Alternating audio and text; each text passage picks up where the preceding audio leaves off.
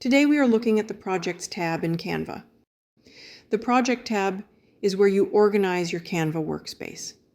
The tab is found here on the home page in the left side toolbar. Click on the tab to open the project view. Here you'll see categories like All, Folders, Designs, Brand Templates, and Images. The All tab is the default view. It shows your recent designs at the top.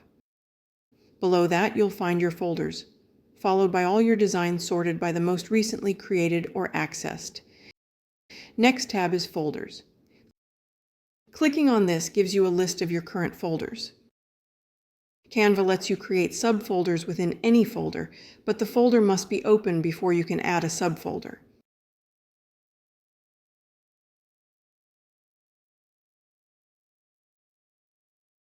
You can also create a design directly within a folder or subfolder.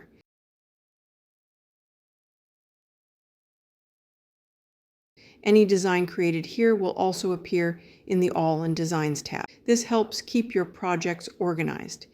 The Designs tab displays all the designs you've worked on.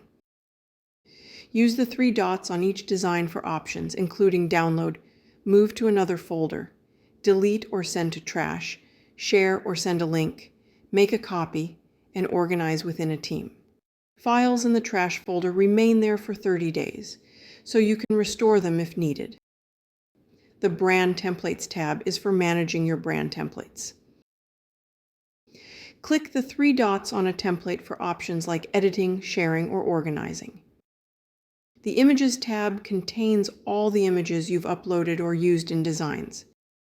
Again, use the 3 dots to manage these files, such as deleting, moving, or organizing them.